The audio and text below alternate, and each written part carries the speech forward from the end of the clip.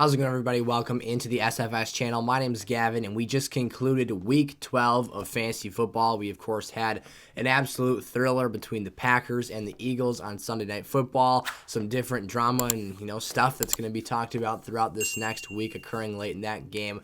But, of course, in this episode, I'll be breaking down some of my biggest takeaways from this past week's games. We still have Monday Night Football to play here, but I've got 10 different points that I wanted to cover here and address moving forward. We're getting towards the stretch run of this fantasy football season, and I'll be breaking down some of the key takeaways that we've had from this week's game. So, as always, if you're new around here, drop on down, smash that subscribe button, turn the bell on as well, so you're never late for a new piece of content, and let's dive right on into our takeaways here from week 12. All right, here we go. So the first thing I want to talk about was to go back and cover some info from the Thanksgiving games. I was traveling on the road throughout basically Wednesday on from this week, so I didn't get to bring any video content to you guys, which sucks from my end, of course, because I want to talk football throughout the week, but we had some limitations for content, so I didn't get to cover and address that stuff yet.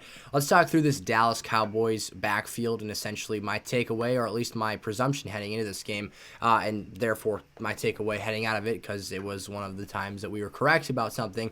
But basically what you had here is the fact that this running back backfield is still going to be somewhat of a split style distribution. Now, a lot of people were getting extremely excited about Tony Pollard heading into this Thanksgiving matchup, but I advise to kind of pump the brakes a little bit, manage your expectations, because I did feel that Ezekiel Elliott was still going to have a very active and involved role with this team, and we kind of saw how that played to Tony Pollard's downfall in terms of his lineup value for this week. So both of these players have the ability to be relevant in various matchups, but we did see kind of the differentiation between how these two players are used. For Pollard, it was 20 opportunities and a 59% snap count percentage and 61 yards from scrimmage. For Zeke, it was 17 opportunities and a 51% snap count percentage, 92 yards on the ground, and a touchdown. For me, Zeke is the more prevalent goal line back. Tony Pollard's the more explosive guy that hopefully we'll see involved in the receiving game and, featured in that way going forward. But at the end of the day, there is somewhat of an element of these two eating into each other's value and potentially limiting each other's ceiling when they're both on the football field. Gabe Davis here. This one for me is kind of a cut and dry analysis, but there is just a bottom line of inconsistency with Davis that we've been looking week after week to find some sort of a predictive indicator for his weekly lineup success, and he continues to be erratically inconsistent. So for me, that makes him a really tough weekly lineup play. I think that he is no more than a high upside flex level player, and he's not even a must start flex level player despite the fact that he's in this Bills offense. This week against the Detroit Lions defense, it was about as good of a matchup as you're going to see at any point this season, and when going back and kind of tracing through some of his matchups here, he's only had one back-to-back double-digit game this entire season, and he's had one double-digit scoring game in his last 5 outings. A 20% clip there is pretty poor for the last month plus stretch of time. So instead of Davis coming out here and impressing, and again, what was a juicy matchup against a bad Detroit secondary, then injured one at that, he had Isaiah McKenzie outshine him and Stephon Diggs for that matter with 6 grabs and 10 targets for 96 yards and a touchdown. So basically, the thought process here is, if you couldn't have gathered this throughout this point in the season, just becoming more crystal clear and evident that there is really no indicative factor. You're just basically rolling the dice every single week you put him in the lineup. Dameon Pierce here, a sad but true takeaway. We've got 2 weeks of back-to-back consecutive samples of this Texans team just unraveling, and that's been a very poor, factor contributing to this Texans situation. Dameon Pierce arguably may no longer be in the weekly RB2 conversation. I've had him as a strong level RB2 the last 2 weeks, but if this Texans team, which has a brutal upcoming schedule, continues to struggle as a unit as much as they have the last 2 games, you're going to see Dameon Pierce's stock just dump off a cliff, and that's essentially what's happened here. They play in the coming weeks, Cleveland next week into Deshaun Watson's return, also a revenge game for Mr. Watson. They're at Dallas the next week. Then they have Kansas City, at Tennessee, Jacksonville at home, and finish the season on the road at Indianapolis. That is an absolute gauntlet of games where they are significantly outmatched, and I would argue 3 to 4 consecutive games, definitely Dallas, Kansas City, and at Tennessee. They are severe underdogs and should have negative game scripts in those contests. Jacksonville, Indianapolis, and Cleveland are all insanely capable of knocking them off as well and, causing them to fall down the stairs a few times on the way. So For Dameon Pierce, he's had 2.5 total fantasy points his last 2 weeks out in half PPR scoring. He has had 16 yards from scrimmage and 17 yards from scrimmage, respectively, in those 2 contests. Extremely disappointing stuff. I'm not going to pin it all on him. The opportunities have been limited. The team's game script has been horrid, and they just can't move the football. Whether it's quarterback play, offensive line play, turning the ball over, it's all just kind of combusted into an all-out disaster for Pierce's stock. Mike White. Let's talk some New York Jets football here. Mike White is him in terms of being able to deliver fantasy success to the wide receivers in this offense, or at least being the most capable player of doing so on this roster. Now, Zach Wilson obviously was drafted 2 years ago to be the starter and franchise quarterback for this team. But we have numerous games of sample size now from 2021 now into this season with Mike White showing he is a better distributor of the football as it relates to developing success for other players, other pass catchers in this offense. We saw the 2 most talented players on this offensive team, arguably, at least at skill positions, Garrett Wilson and Elijah Moore, thriving with Mike White in the system. Now, it was just 2 catches for Elijah Moore that resulted in 64 yards and a touchdown. Garrett Wilson was a bit more impressive. I believe he had 5 grabs. He was right around 90 yards receiving and 2 touchdowns. Both of them, though, thrived having some downfield passing, some competence, and just overall a quarterback who knew where to go with the football and when to do so. So for Mike White, this is essentially me giving my vote of confidence to starting position players, such as especially Garrett Wilson.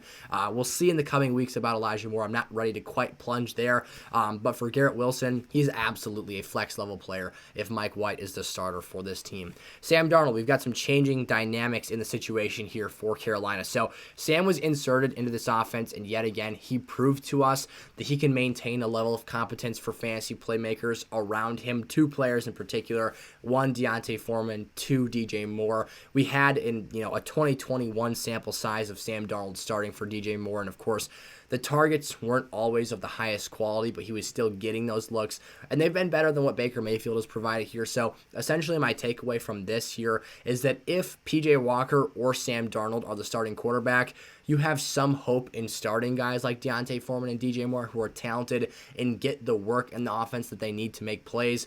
Baker is still off limits for me. I'm not rolling those guys into my lineup if Baker is the quarterback, or would preferably, and under anything but extreme circumstances, avoid that situation here.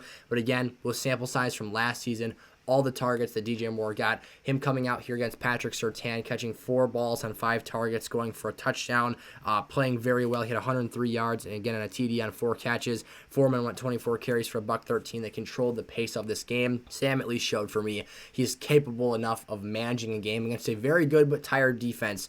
And hopefully, going forward, this isn't going to create fantasy superstars, but if you need those pieces in your lineup, you can at least have a little bit more faith than you would under other circumstances. Treylon Burks here continues to fill a critical role for this Tennessee offense. My takeaway here is that he's unquestionably the best scheme fit for this offense, and therefore the number 1 receiver for this team. Now, he is not a volume player. He needs to go out there every week and be insanely efficient. He needs to catch a big pass, probably make a big play.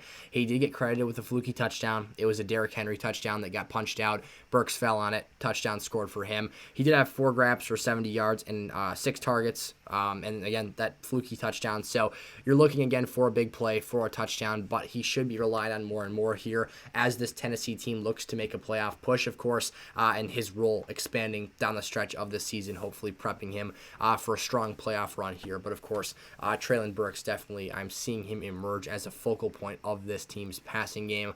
Mike Evans, a little bit to the negative side now.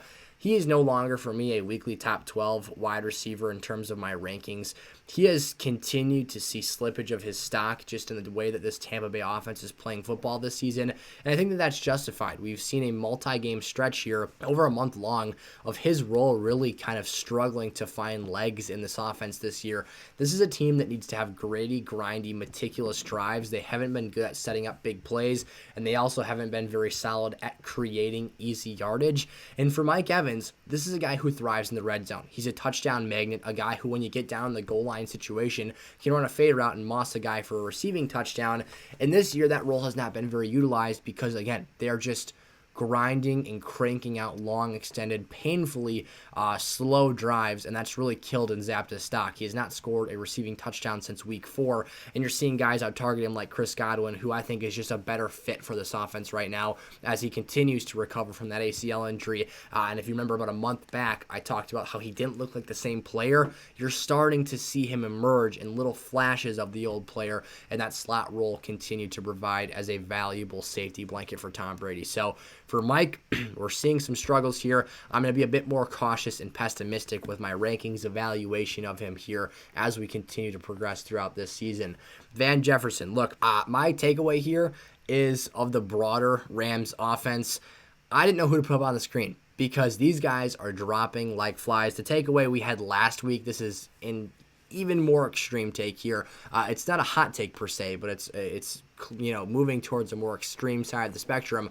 We talked about how this Rams offense could potentially be a very just overall bad fantasy disaster that you want to stay away from. They're all out of voids now. You've got Allen Robinson out for the season. He's having foot surgery. Matthew Stafford has a neck/concussion issue. He might be gone for the year. You've got Kyren Williams and Cam Akers just kind of eating each other's value alive in that backfield. Van Jefferson out here just kind of being the wide receiver 1 for this team, which is absolutely unideal. And then Cooper Kupp, I forgot to talk about him. A guy who is on the injured reserve and might be shut down for the year. So it's been a mess for this Rams football team at the end of the day. I'm basically advising that you do not start any of these players, even a Tyler Higbee at this point. When he's the focal point of the defense's attention, he's not separating and making things happen for this football team. Christian McCaffrey here, a humongous takeaway. So unfortunate news, I actually had a different takeaway and then I had to alter it during Sunday Night Football while I was updating my notes. So Elijah Mitchell suffered an MCL sprain. My takeaway was actually that Elijah Mitchell has had a humongous negative impact on Christian McCaffrey's fantasy stock. But now that Mitchell is kind of removed from the situation, I get to take that analysis and flip it on its head here. And now this is all the more opportunity for CMC owners to kind of rejoice as you've got a potentially massive ceiling depending on the amount of time missed for Elijah Mitchell. So if you're getting that workhorse level of involvement and seeing more usage for this type of a player, the sky's the limit, especially in this offense with the surrounding personnel, the offensive line play, and the scheme. Flat up, the scheme fit is very, very good for CMC here in San Francisco. So there's a lot of stuff to boil down and break down in the San Fran offense. Again, sad for Elijah Mitchell's injury. He was playing well. He actually ripped a huge touchdown that got called back for a hold. He was, the 1-2 punch was working from a football perspective of just trying to win games. Now I think it's time that, CMC can turn around and really maximize his fantasy value in that absence without Mitchell. And then last up here, I hate to end today's video on a negative note, but Alvin Kamara's fantasy value has become absolutely shot into the ground after the past couple of weeks of just seeing how the Saints offense is eroded. Andy Dalton is not the answer here. I'm shocked, extremely shocked, and disappointed, as a matter of fact, that this team has not made the quarterback change and switch back to Jameis Winston. I understand that at times he can be somewhat of an erratic passer. He can be inconsistent and unpredictable with the ball in his hands. But man, you've got a large enough sample size of Andy Dalton starting games at quarterback for this team that he just isn't getting the job done. I mean, you could say that Andy Dalton has a higher floor for this team. And that's something that I thought about when prepping this video. And then it dawned on me. They scored 0 points this week, and I get it. They only lost by 13. They held San Francisco down a lot more than probably a lot expected them to.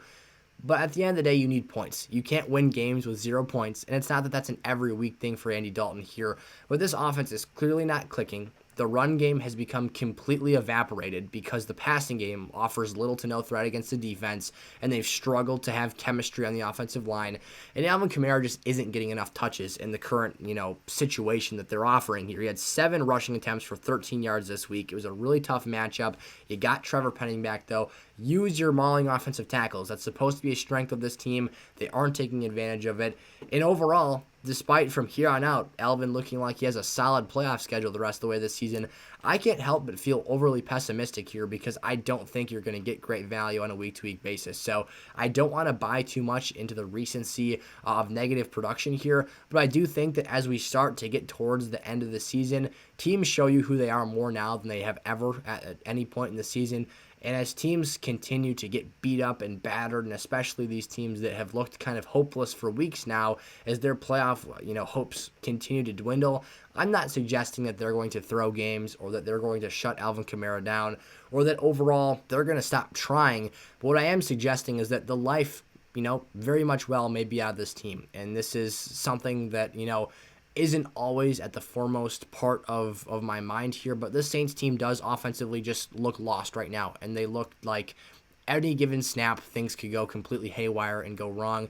They don't seem like they have an identity. I guess that's what I'm getting at here, and that scares me, because if you don't know what you're trying to do offensively, chances are you're not going to effectively find something to do, which you would think would be running the football or getting the ball in space to AK in the passing game, shooting the ball downfield to Olave with a quarterback like Jameis Winston, but again, they're all over the map. Dennis Allen's one of the losingest coaches in NFL history, and it's been an utter disaster and nightmare for this organization this season. So there you have it. 10 takeaways here, ending that on a very, very negative note there for Saints fans. I apologize, but that's, we're just keeping it real with you guys, at least what I'm seeing here. If you see something different, by all means, please let me know. But that's my feelings and takeaways here from Week 12 Fantasy Football as we look forward to Week 13. As always, I appreciate the heck out of every single one of you. Thanks for watching the videos, sticking with me. We've got our waiver wire segment, our top must-add players for this week live on the channel right now. Check that out. Subscribe if you're around here. Smash the like button before you head on out, and I'll see you there. Peace out.